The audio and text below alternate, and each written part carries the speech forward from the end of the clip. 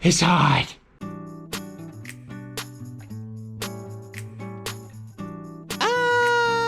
This summertime, the season of heat stroke, skin cancer, and if you're lucky, a case of the West Nile virus. Around this time of year, I also get a hankering for some sweet treats. Of the cold variety, I should say. I'm not looking for just like a melted candy bar. I'm looking for really a snow cone, and a snow cone from a very specific place. I'm talking about Jerry's snow cones.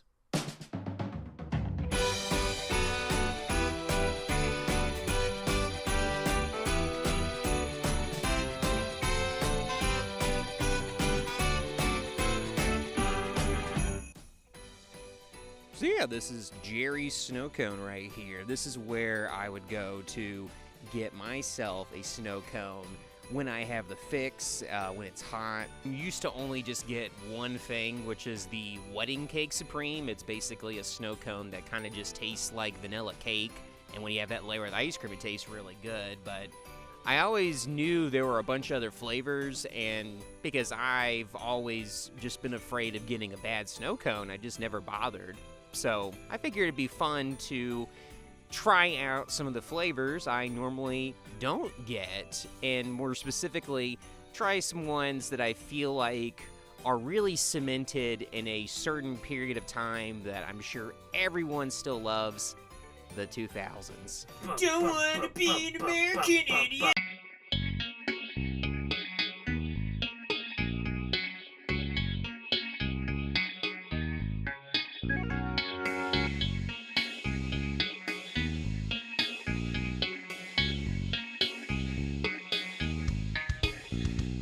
It's hard to believe, but Shrek at one point used to be a character that would appear in movies instead of some weird meme character that shows up on Twitter.com every so often. When it comes to the world of cuisine, Shrek was basically an easy way for companies to market gross versions of their food. Things like having ketchup that was not red but green. Or in the case of Baskin-Robbins, they would have an actual Shrek sundae that would have, get this, gummy worms. Ooh! Oh no, don't eat those. But funnily enough, I actually really loved those and would get them as many times as I could when I was a kid. So fun fact, so a little fun fact, this is the Baskin-Robbins that I actually used to get those Shrek sundaes from. You know, I really wish they still kept that going after Shrek 2. They made like 2 more, but for some reason, you know, America said, we're done with the Shrek sundaes. And I guess in general, America was done with all those weird flavors too, but it is what it is. So as for the snow cone itself, it's a weird one. It is just a green apple snow cone flavor, but just with caramel on it. And you might be asking, well, Jack, what does this have to do with Shrek? And the answer is nothing. So without further ado, here is the Jack food review for the Shrek snow cone flavor. Sadly, could not do a sniff test because it's a snow cone, but hey, at least I could taste it. Alright, Shrek.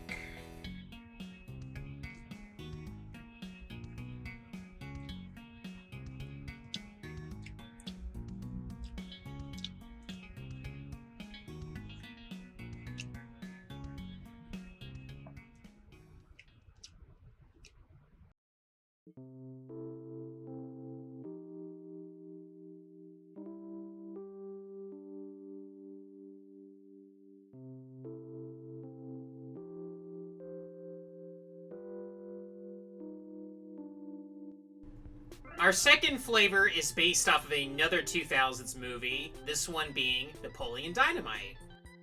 Unlike with Shrek, Napoleon Dynamite has, for the most part, stayed in the 2000s. It did have that one animated sitcom they tried to pull off, but it didn't work because, again, that was released after the 2000s. It certainly didn't help that after the movie came out, people kind of ruined all the jokes by mass producing a bunch of I fucking love Pedro shirts or whatever. So yeah, that movie theater over there is where I saw Napoleon Dynamite. I like going here because they will layer the actual movie theater butter. They'll do actually like in the middle first and then the top, which for me, that's what I like the most.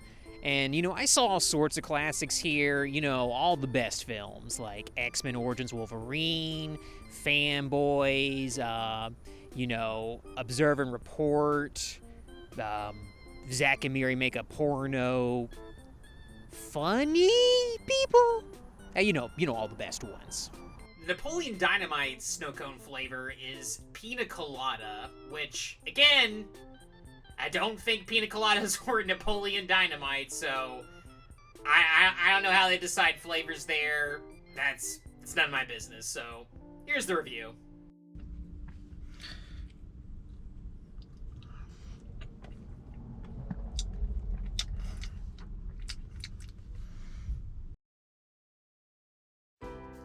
Freelance reporter Kate Silver would visit Jerry Snowcone for an article on the Washington Post.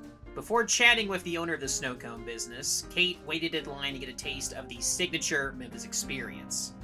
Now, at this point in history, Jerry's did not have a website, so the only way to know what to order was either by knowing a local or checking Facebook and Yelp for tips.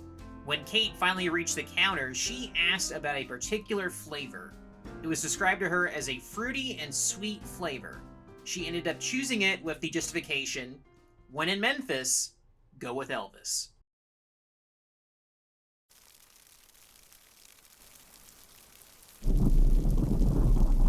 On a summer morning, Memphis, Tennessee was expecting a thunderstorm to hit the area. Many were beginning their morning commutes, expecting their morning drive to be a bit rough. But it became clear that this wasn't a thunderstorm. It's called a derecho. A derecho is a Spanish word meaning straight or straight ahead. Straight line winds, not swirling winds like a tornado. The winds were operating at the same speed as a Category 2 hurricane. They were reaching up to 100 miles per hour at their peak. The storm may only have lasted a few minutes in the area, but its impact was devastating. Over 70% of the city had lost power on the hottest month of the year. Trees that had been standing for hundreds of years were found ripped from the ground and lying over rooftops and roads. Cranes building the FedEx Forum had bent during the storm and were at risk of collapsing onto Beale Street and some surrounding areas. One of the hotels I was staying in for a brief while was actually in that blast zone. It would actually take a full month before power would return to the entire city of Memphis. Now you might say, Jack, this has nothing to do with snow cones. This has nothing to do with Kate's story earlier. But it actually does. Because that 2003 storm is known by a different name by everyone who lived through it. And that name is...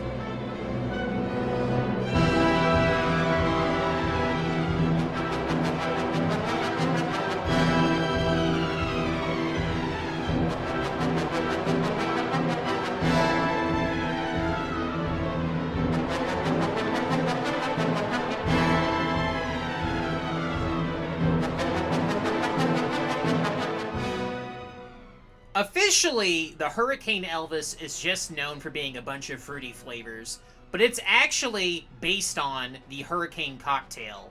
I guess for some reason you can say something is a pina colada flavor, but a hurricane, oh no, can't do that. But now that you know everything there is to know about Hurricane Elvis, it's time to actually eat the snow cone.